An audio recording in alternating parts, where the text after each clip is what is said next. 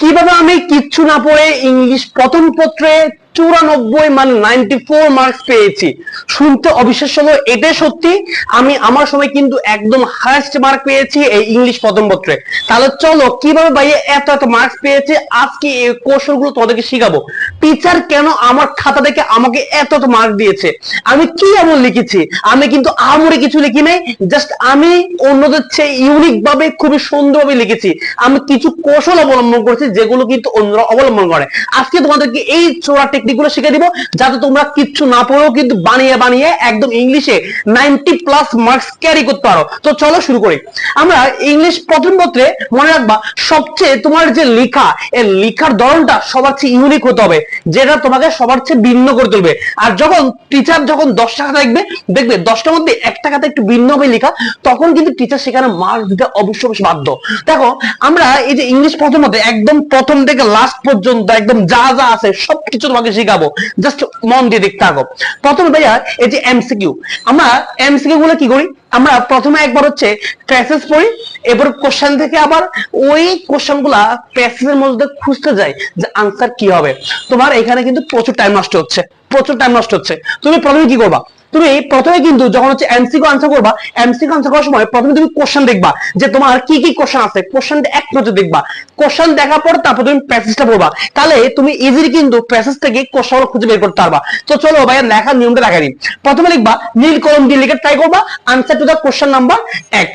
আবার যেহেতু এটা হচ্ছে কি তোমার 1-এর 1, হ্যাঁ, এখানে আবার লিখে দিবা যে 1-এর এ, একের কি এ, এভাবে লিখে দিবা। আর আমরা অনেকে কি করি, আমরা অনেকে যে যখন আমরা আনসারটা লিখি, দেখো আমরা কি করি, জাস্ট এই যে এ নাম্বার মধ্যে মনে করো 1 হবে, বি নাম্বার মধ্যে সাপোজ 2 হবে, আমরা এভাবে লিখে আসি। এভাবে লেখা যাবে না, তোমাকে অবশ্যই যে 1, এই যে 1-এর মধ্যে যে অপশন দেওয়া থাকে ওই অপশনটা ফুল লিখতে হবে। কথা ক্লিয়ার কিনা? এভাবে এক সিরিয়ালে লিখতে হবে, পাশাপাশি লেখা যাবে না। কথা ক্লিয়ার? এরপর আসো question and answer 10 number. 10 number মাত্র 5টা কোশ্চেন। অনেকে খুব টেনশন থাকে যে ভাইয়া কোশ্চেন গুলো ভাইয়া আমি পারি না, আমি লিখতে পারি না। আর বাট একদম সিম্পল, একদমই সহজ। এই 5টা কোশ্চেনের জন্য তোমাকে আহামরি একদম ট্যালেন্ট হইতে হবে না, প্যাসেজ থেকে খুঁজে লিখতে পারবা। আসো ভাই দেখাই দিই কিভাবে লিখবা। এই যে 5টা কোশ্চেন কখনো তুমি এক লাইনে লিখে শেষ করবা না ভাই, কথা বুঝো কিন্তু। এক লাইনে লিখে শেষ করো, মিনিমাম মিনিমাম 2 থেকে 3 লাইন নিতে হবে, মিনিমাম 2 থেকে 3 লাইন নিতে হবে। অনেকে কি করো, যখন দেখো কোশ্চেনটা একটু কঠিন, কোশ্চেনটা বাদ দিয়ে দাও। কোশ্চেন বাদ দেওয়া যাবে না, খাতা খালি রাখা যাবে না। কথা ক্লিয়ার কিনা? প্রয়োজনে তুমি ওই কোশ্চেন না পারলে তুমি ওই কোশ্চেন রিলেটেড প্যাসেজের মধ্যে যে লাইনটা পাবা ওইরকম 2 থেকে 3টে বাক্য তুলে দিবা। তবে সবচেয়ে বেটার হয় যদি একটু প্যাসেজের লাইনটাকে একটু সামান্য এডিট করে হালকা গুড়িয়ে লেখা যায়, তাহলে একদম বেস্ট হবে। তবে না পারলে খালি রাখা যাবে না, একদম ভালো মতো লিখে দিয়ে আসতে হবে। কথা ক্লিয়ার কিনা? তাহলে আমরা গেল এখন ভাইয়া ফ্লো চার্ট। এই ফ্লো চার্ট দিয়ে অনেকে প্যারা আসো, অনেকে লেখার সঠিক নিয়মটা জানো। এই জন্য তোমাকে ফ্লো চার্টে আমার নাম্বার কত রে 10, 10 মধ্যে তোমাকে পরীক্ষা দিবে 5, 6 এভারেজ একটা নাম্বার দিবে। কিন্তু তুমি জাস্ট ভাইয়া এই নিয়মটা ফলো করো, তোমাকে 10-এর মধ্যে 10 দিয়ে বাধ্য। ভাইয়া যেভাবে 10-এ 10 পেয়েছে তোমাকে সেভাবে শিখাবো। আসো তাহলে এই যে ফ্লো চার্ট, ফ্লো চার্ট কথার বেশ কিছু নিয়ম আছে। প্রথম কথা হচ্ছে ভাইয়া, তুমি যখন ফ্লো চার্টটা লিখবা অবশ্যই তোমাকে কি করতে হবে, বক্স করতে হবে। র্যান্ডমলি গরু ছাগলের মতো লিখবা না, কি করবা, এবার বক্স করবা। প্রথমে লিখবা নীল কলম দিয়ে আনসারটা তো কোশ্চেন নাম্বার কত 2। এবার কি করবা, এবার বক্স করবা। একটু দেখো এভাবে কি করবা, এভাবে বক্স করবা, এভাবে বক্স করবা, এভাবে কি করবা, বক্স করবা। এভাবে বক্স করে করে লিখলে খাতার সৌন্দর্য এতটা বেড়ে যাবে বলা বাইরে। এবং এখানে কি দিবা, অ্যারো চিহ্ন দিবা। আর মনে রাখবা তোমাকে কিন্তু যখন প্রশ্নটা কোশ্চেন এক কোশ্চেন মধ্যে একটা দেওয়া থাকে এবং ওইখানে যদি নাম্বারটা 1 দিয়ে শুরু হয়, তাহলে বাকিটা এখানে কি লিখবা, 2 লিখবা, এরপরে 3 লিখবা, এরপর 4 লিখবা। যদি এখানে এ দিয়ে লেখাটা শুরু হয় অবশ্যই কি করবা, এখানে বি সি দিয়ে লিখবা। এবং তোমাকে যে অপশনটা দিয়ে দিবে, যে লেখাটা যে লাইনটা দিয়ে দিবে, সেটা যদি প্রথম ওয়ার্ডটা বড় হাতের দিয়ে শুরু করে, তাহলে তুমি 2 নম্বরটা বড় হাতের দিয়ে শুরু করবা, 3 নম্বরটা বড় হাতের দিয়ে শুরু করবা। কথা ক্লিয়ার কিনা? কথা ক্লিয়ার কিনা? সাপোজ মনে করো তোমাকে কোশ্চেন দেওয়া হচ্ছে লাভলেস। কি ভাইয়া? লাভলেস। এটা কি নাউন।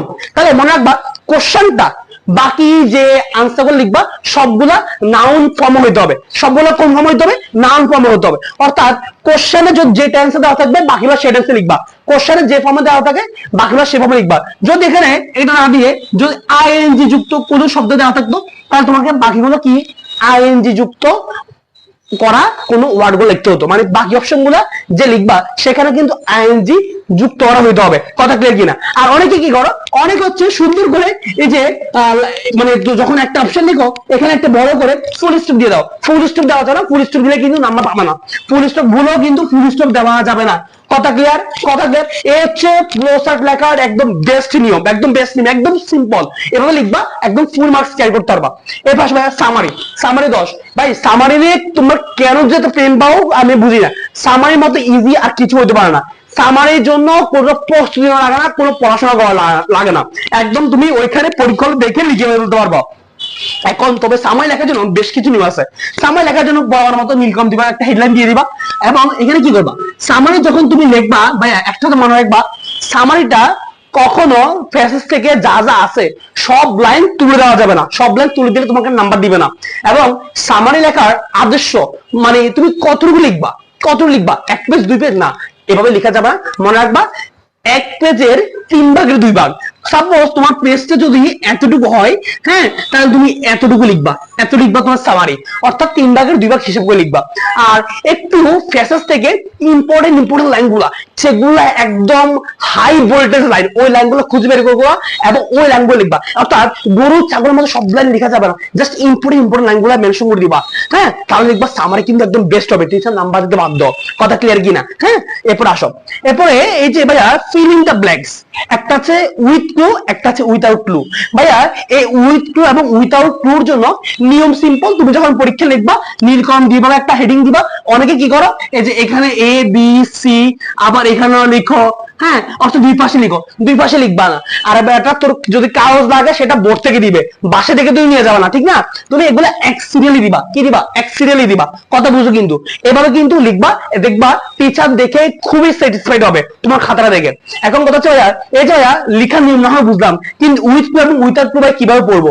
ভাইয়া দেখো, এত পেন নেওয়ার কিছু নাই, এত পেন নেওয়ার কিছু নাই, জাস্ট বিগত 5 বছরের বোর্ড কোশ্চেন ভাই, কি বললাম, শুধু উইথ ক্লু এবং উইথাউট ক্লুর জন্য। ভাই কিন্তু বাকিগুলো পড়তে বলছি, পড়তে পারিনি তো, কিন্তু উইথ ক্লু এবং উইথাউট ক্লুর জন্য বিগত 5 বছরের বোর্ড কোশ্চেন পড়ে যাও, ইনশাআল্লাহ এখান থেকে কমন আসবে। এত পেন নেওয়ার কিছু নাই। আর এই যে সামারির জন্য বাইরে কিন্তু, সামারির জন্য বাইরে কিন্তু একটা স্পেশাল কিন্তু টেকনিক আছে। তোমাদের যদি ভালো রেসপন্স পাই তাহলে কিন্তু ভাই অবশ্যই তোমাদেরকে এই সামারি লেখার একটা ট্রিক্স, একটা ফরম্যাট তোমাদেরকে শেয়ার করবো ইনশাআল্লাহ। তোমাদের কমেন্টের রেসপন্স দেখতে চাই। হ্যাঁ, আচ্ছা আসো, এরপর ভাইয়া রিয়ারেন্স। ভাইয়া রিয়ারেন্সটা কি করবো? ভাইয়া রিয়ারেন্সটা কিভাবে লিখবো? আমি পরীক্ষা লিখি শুদ্ধ হয় কিন্তু টিচার মার্কস দেয় না, কারণ তোমার লেখার নিয়ম হয় না। প্রথমে এভাবে কি দিবা, এভাবে একটা নীলকম দিয়ে হেডলাইন দিয়ে দিবা যে আনসার টু কোশ্চেন নাম্বার কত, এখানে কত 6। এরপরে তুমি কি করবা, আমরা অনেকে কি করি, সামারির মধ্যে তোমাকে লেখার একদম পারফেক্ট নিয়ম হচ্ছে একটা বক্স করে ফেলবা। একটা কি করে ফেলবা, এভাবে বক্স করে ফেলবা। বক্স করার পরে এই যে এভাবে ছোট ছোট গড় করবা। এই প্রথমে লিখবা 1 2 3 4 5, এভাবে 10 পর্যন্ত যাবা। 1 নম্বরে মনে করো সামারি আমাদের কোশ্চেন কিন্তু এভাবে দেওয়া থাকে এ বি সি ডি। তো মনে করো এভাবে, মনে করো তোমার মনে হচ্ছে সি নাম্বার অপশনটা সবার আগে হবে, তাহলে এখানে সি দিবা। তোমার মনে হচ্ছে সি এর পরে এই নাম্বার লাইনটা হবে, তাহলে এখানে এ দিবা। তোমার মনে হচ্ছে 3 নাম্বার লাইনটা হবে ডি, হ্যাঁ, তাহলে এখানে ডি বসে দিবা। কথা ক্লিয়ার? এভাবে করে তুমি পুরোটা লিখবা। হ্যাঁ, তো অনেকে কি করো, এতটুকুর মধ্যে শেষ করো, এতটুকুর মধ্যে শেষ করলে হবে না। তুমি এটা লেখার পরে অবশ্যই ফুল স্টোরিটা তোমাকে নিচে দিয়ে লিখে দিতে হবে। ফুল স্টোরিটা একদম প্যারাগ্রাফের মতো করে, হ্যাঁ, লিখে দিতে হবে। কিন্তু মনে রাখবা টিচার কখনো ওই প্যারাগ্রাফটা পড়বে না, টিচার তোমার এটা দেখে তোমাকে নাম্বার দিয়ে দিবে। কারণ আমি ওটাও লিখবো, কারণ ওইটা লেখার নিয়ম। ওটা যদি না লিখো তোমাকে হচ্ছে নাম্বার হাফ দিবে, হ্যাঁ, তোমাকে নাম্বার অর্ধেকটা এটা রেখে দিবে। আমরা এত কষ্ট করে লিখবো কেন? আমরা টিচারকে দিব সুযোগ, টিচারকে কোনো সুযোগ দিব না। এভাবে লিখবা, ফুল মার্কস পাবা। এরপর আসো, এরপর হচ্ছে ভাইয়া এই যে আমাদের রিটেন পার্টটা, প্যারাগ্রাফ 10 নাম্বার। হ্যাঁ, অনেকে বলে ভাইয়া প্যারাগ্রাফ ভাইয়া আমি কতটুকু লিখবো, কতটুকু লিখলে আমার জন্য পারফেক্ট হবে? হ্যাঁ, আসো ভাই বলি, প্রথমে তুমি যখন প্যারাগ্রাফটা লিখবা এভাবে সুন্দর করে একটা নীলকম দিয়ে হেডলাইন দিয়ে দিবা। এরপরে মনে করো সাপোজ তোমাকে লিখলো ট্রি প্লান্টেশন, তাহলে এভাবে তুমি একটা কি দিবা, হেডলাইন দিয়ে দিলা। কি দিলা? হেডলাইন দিয়ে দিলা। হেডলাইন এভাবে দিয়ে দিলা, দেওয়ার পরে প্যারাগ্রাফটা শুরু করবা। এবং মনে রাখবা প্যারাগ্রাফে কখনো প্যারা প্যারা আকারে লেখা যাবে না। অনেকে আছে না এখানে কয়লাইন লিখলো, একটু গ্যাপ দিয়ে আবার লেখা শুরু করলো। প্যারাগ্রাফে কখনো প্যারা প্যারা আকারে লেখা যায় না, তোমার একসাথে পুরোটা একসাথে লিখে দিয়ে আসতে হবে, একসাথে লিখে দিয়ে আসতে হবে। এবং প্যারাগ্রাফের জন্য পারফেক্ট যেহেতু 10 নম্বর, চেষ্টা করবা মিনিমাম, একদম মিনিমাম তুমি যদি না পারো একদম যেভাবে তোমাকে 3 পেজ লিখে দিয়ে আসতে হবে। আর যদি সর্বোচ্চ লিখতে চাও 4 পেজ লিখবা। কত পেজ লিখবা? 4 পেজ। না পারলে 3 পেজ, হাইয়েস্ট 4 পেজ লিখে দিয়ে আসবা। 4 পেজ লিখতে হলে তোমাকে 10-এর মধ্যে মিনিমাম টিচার 9 দিবে। কথা ক্লিয়ার কিনা? এবার আসো, এবার স্টোরি। স্টোরির মধ্যে দুই ধরনের স্টোরি আছে, একটা হচ্ছে ট্রেডিশনাল, একটা হচ্ছে ক্রিয়েটিভ স্টোরি। হ্যাঁ, যেমন ট্রেডিশনাল স্টোরি বাই কোনগুলা, যেগুলো একদম মানে একদম যেমন একটা কার্টুনের গল্প, আমরা পড়ছি না কার্টুনের গল্প, তারপরে হচ্ছে তোমার অনেক এরকম ট্রেডিশনাল স্টোরি আছে, ওই যে খরগোশ এবং কচ্ছপের গল্প, যেগুলো খুবই জনপ্রিয়, খুবই ফেমাস, সেগুলোকে বলা হচ্ছে ট্রেডিশনাল স্টোরি। এখন আরেকটা হচ্ছে ক্রিয়েটিভ স্টোরি। ক্রিয়েটিভ স্টোরি মানে হচ্ছে তোমাকে কিছু লাইন দিয়ে দিল, বাদ বাকি স্টোরিটা তুমি নিজের ব্রেন খাটিয়ে কমপ্লিট করবা, বানিয়ে বানিয়ে লিখবা। এখন ভাইয়া সেটা না হয় বুঝলাম। 7 নাম্বার প্রথম কোশ্চেন, ভাইয়া আমি কত লিখবো? ভাইয়া 3 পেজ লিখতে হলে এনাফ, 3 পেজ লিখতে হলে এনাফ। 7 নম্বরের জন্য 3 পেজ লিখতে হলে এনাফ। এখন কথা হচ্ছে কিভাবে লিখলে বেশি নাম্বার পাবো? প্রথমে কি করবা? প্রথমে তুমি নীলকম দিয়ে সুন্দর করে এভাবে একটা লিখে দিবা, আনসার টু কোশ্চেন নাম্বার কত? 8। হ্যাঁ, এরপর কি করবা? অবশ্যই তোমাকে, তুমি যখন লিখবা, ভাই প্রথমে ট্রেডিশনাল কথা বলতেছি, ট্রেডিশনাল স্টোরি যখন লিখবা অবশ্যই শুরুতে একটা কি দিবা? শুরুতে একটা হেডলাইন দিবা, হেডলাইন দিবা, টাইটেল দিবা, টাইটেল দিবা, কি দিবা? টাইটেল দিবা। এখানে একটা কি দিবা? টাইটেল দিবা, সেটা নীলকম দিয়ে লিখবা। অর্থাৎ গল্পের নামটা কি, গল্পের নামটা কি, হ্যাঁ গল্পের নামটা কি সেটা লিখবা। এবং তুমি যখন লিখবা সবার লাস্টে এভাবে করে একটা মোরাল দিবা, একটা মোরাল দিবা। অর্থাৎ এই গল্পের নীতি বাক্য কি, এই গল্প থেকে আমরা কি শিখতে পেরেছি, এই নীতি বাক্য দিবা। তুমি যদি টাইটেল এবং মোরালটা লিখে আসতে পারো, ভাই স্টোরিতে তোমাকে 7-এর মধ্যে 7 দিতে বাধ্য, 7-এর মধ্যে 7 দিতে বাধ্য। একটা কথা হচ্ছে স্টোরিতে তুমি প্যারা প্যারা আকারে লিখবা। হ্যাঁ, মনে করো প্রথম প্যারা লিখলা 5 লাইন, এরপরে ভালো মতো একটু গ্যাপ দিলা, গ্যাপ দিয়ে আবার পরে প্যারাটা লেখা শুরু করলা। তাহলে দেখো তোমার লিখাও লাগলো কম, দেখতেও সুন্দর, টাইটেলও দিলাম, মোরালও দিলাম, নাম্বার এবার ঠেকাই গিয়ে, ঠিক কিনা? এবার আসো ক্রিয়েটিভ স্টোরি। ক্রিয়েটিভ স্টোরির ক্ষেত্রে একটু ভিন্ন লেখার নিয়মটা। ক্রিয়েটিভ স্টোরির ক্ষেত্রে আমরা টাইটেলটা কি দিব? টাইটেল কি দিব? প্রথমে তুমি গল্পটা পড়বা, প্রশ্ন গল্পটা পড়ে বুঝবা যে এই গল্পটাকে শিক্ষণীয় জিনিসটা কি, নীতি কথা কি, ওই নীতি কথাই হচ্ছে তোমার টাইটেল। ভাই কি বললাম? এই যে ক্রিয়েটিভ স্টোরি, ক্রিয়েটিভ স্টোরির মধ্যে এই যে মোরাল, যেটা মোরালটা হচ্ছে টাইটেল। লাস্টে আর আলাদা করে মোরাল দেওয়ার প্রয়োজন নাই, লাস্টে আলাদা করে মোরাল দেওয়ার প্রয়োজন নাই। শুরুতে যে টাইটেল, টাইটেলটা হচ্ছে কি, শুরুতে যে টাইটেল দিবা সেখানে মোরালটা লিখে দিবা। বুঝতে পারছো কিনা? আমরা যে লাস্টে লিখতে না মোরাল, মোরালটা এখানে টাইটেল হিসেবে লিখে দিবা। কথা ক্লিয়ার? এবার আসো ভাইয়া ইমেল বা ইনফর্মাল লেটার। ভাইয়া ইমেল বা ইনফর্মাল লেটার একদম সিম্পল, বাম পেজ থেকে লেখা শুরু করবা, যত খুশি তত লিখতে পারো। যেহেতু আমাদের মার্কস 5, ভাইয়া সাজেস্ট করবো 3 পেজের মধ্যে শেষ করে দিবা, 3 পেজের মধ্যে শেষ করে দিবা। হ্যাঁ, এতটুকু এনাফ। এবার যে গ্রাফ, অনেকে গ্রাফের জন্য অনেক প্যারা থাকো। আরে ভাই গ্রাফের একটা ফরম্যাট আছে, ফরম্যাট মেনটেন করলে তুমি গ্রাফটা 3 পৃষ্ঠা কেন, তুমি 4 পৃষ্ঠা লিখতে পারবা, 5 পৃষ্ঠা লিখতে পারবা। হ্যাঁ, আমি যখন লিখছিলাম আমি গ্রাফটা কিন্তু আমার যত মান আছে আমি 4 পৃষ্ঠা কিন্তু ক্রস করছিলাম। হ্যাঁ, আসলে অনেক সময় কোর্সের মধ্যে লিমিট দেওয়া থাকে যে এত ওয়ার্ড লিখতে হবে, এর মানে হচ্ছে তুমি মানে মিনিমাম এত ওয়ার্ড লিখতে হবে, এর চেয়ে বেশি লিখলে ক্ষতি নেই, বেশি লিখতে ক্ষতি নেই, বেশি লিখলে একটু নাম্বার বেশি পাওয়া যাবে। কথা ক্লিয়ার কিনা? তবে গ্রাফটা চেষ্টা করবা, গ্রাফের মধ্যে অনেক সময় কোশ্চেন এরকম বিভিন্ন ছবি টবি দেওয়া থাকে না, এই ছবি টবি আঁকবা না। কথা বুঝছো কিনা? ছবিটা আঁকবা না, সুন্দর করে এভাবে একটা দিবা হেডলাইন, এরপরে তুমি এই যে গ্রাফটা কি সম্পর্কে তার সম্পর্কে একটা হেডলাইন দিয়ে দিবা। দেন তুমি বিভিন্ন প্যারা প্যারা আকারে 3 পৃষ্ঠা লিখে দাও বা 4 পৃষ্ঠা লেখো, 3 পৃষ্ঠা লিখতে হলে হবে। কথা বুঝো কিন্তু? এরপর থিম, এই যে থিম নাম্বার কত? 8। এই থিম নিয়ে অনেক অনেক প্যারা আছো, থিম নিয়ে প্যারা নেওয়ার কিছু নাই, একদম সহজ, একদম সিম্পল, পেন নেওয়ার কিছু নাই।